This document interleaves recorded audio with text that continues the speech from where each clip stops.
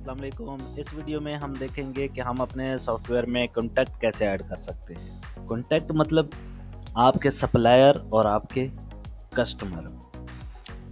वैसे इस सॉफ्टवेयर में आप जब भी कोई सप्लाई वगैरह ऐड करते हैं, जब आप परचेज़ करते हैं तो उसमें आपको सप्लायर के लिए शॉर्टकट भी दिया गया होता है। अगर आपका कोई सप्लायर आप उसी वक्त एट द स्पॉट बनाना चाहें तो ये आपके पास प्लस का निशान भी मौजूद है शॉर्टकट के लिए। सेम इसी तरीके से जब आप कोई चीज़ सेल कर रहे होते हैं तो उस वक्त भी आपको शॉर्टकट मिल जाता है। आप उसी वक्त अपना कस्टमर क्रिएट कर सकते हैं। ये देखें, कस्टमर के आगे प्लस का निशान दिया गया है, ठीक है।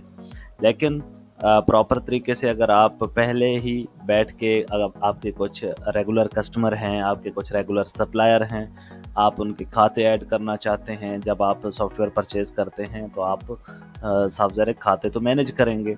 आप देखेंगे फॉर एग्ज़ाम्पल आपका एक दो सप्लायर हैं जिनसे आप चीज़ें ले रहे हैं, उनका कुछ ओपनिंग बैलेंस भी होगा जो कि आपके साथ चल रहा होगा।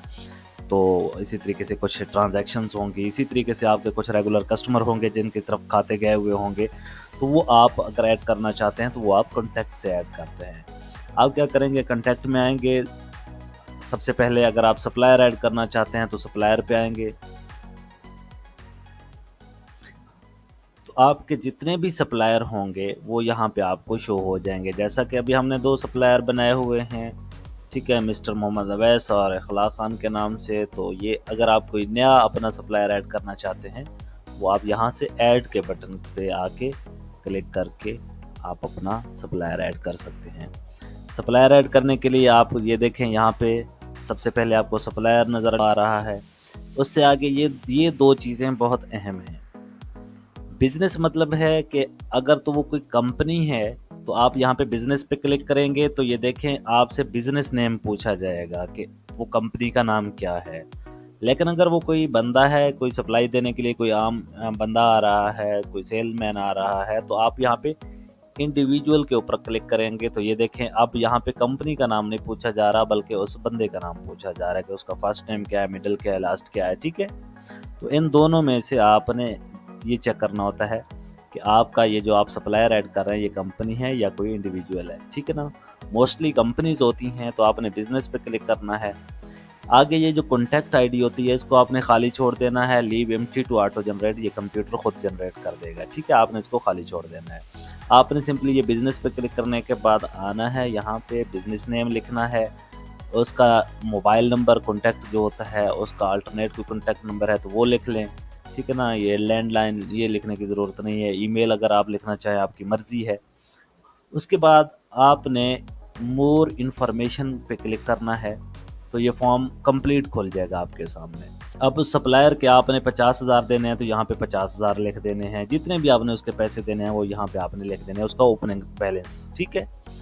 उसके बाद आपने नीचे आना है, यहाँ पे आप एड्रेस लिखेंगे, एड्रेस लाइन 1, एड्रेस लाइन 2, यहाँ पे आप उसका एड्रेस लिखते होते हो। यहाँ पे सिटी लिखते हो, किस सिटी से बिलोंग करता है।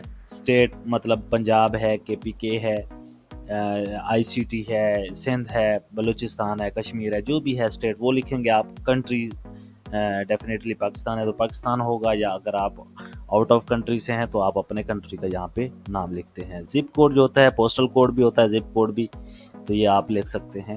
वैसे ये ज़रूरी नहीं होता लेकिन अगर आप लिखना चाहें लिख सकते हैं, ठीक है।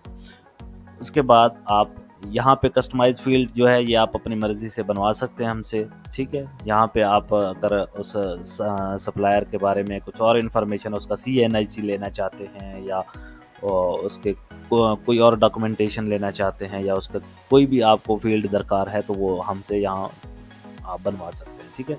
सिंपली आप जैसे ही सेव करेंगे तो आपका सप्लायर सेव हो जाएगा।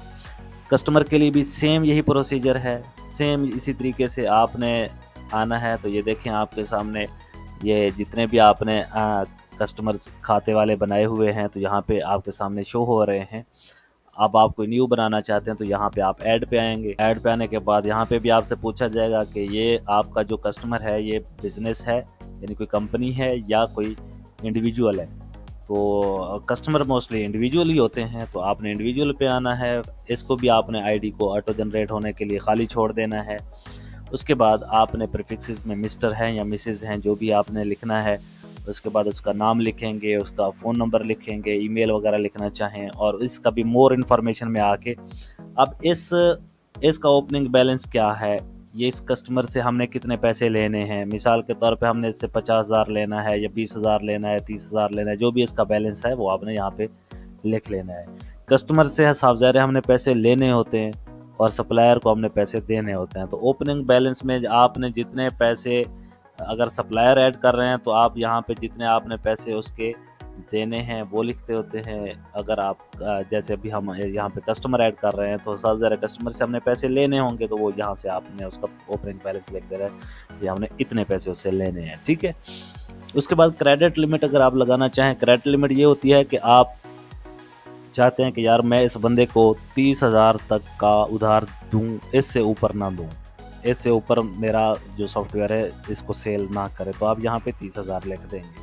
अगर वो कोई लिमिट लगाना चाहते हैं, इसको उधार की क्रेडिट की लिमिट देना चाहते हैं वो भी दे सकते हैं। अगर खाली छोड़ दें तो आपकी मर्जी है, keep blank for no limit, अगर आप उसको कोई लिमिट नहीं लगाना चाहते तो इसको खाली छोड़ दें, ठीक है। यहाँ पे आप उसका एड्रेस लिखेंगे, city, state, country, zip code वगैरह सेम उसी तरीके से, और इसको भी सेव करेंगे तो आपका कस्टमर ऐड हो जाएगा। तो यहाँ पे हमने सीखा कि हम कैसे अपने सप्लायर और कस्टमर ऐड कर सकते हैं, ठीक है। नेक्स्ट वीडियोस में हम देखेंगे कि कस्टमर ग्रुप कैसे ऐड होते हैं, या इंपोर्ट कॉन्टैक्ट, हम कॉन्टैक्ट को इंपोर्ट कैसे कर सकते हैं। लेकिन ये मोस्टली ज़रूरत की चीज़ें नहीं हैं, ज़्यादातर कस्टमर्स की ज़रूरत की चीज़ें यही होती हैं। 95% कस्टमर्स के जो काम है वो इन्हीं दो चीज़ों के साथ होता है। ये दो वाली चीज़ें आपके लिए फालतू हैं। उम्मीद है आपको इस वीडियो में काफ़ी सारा सीखने को मिला होगा।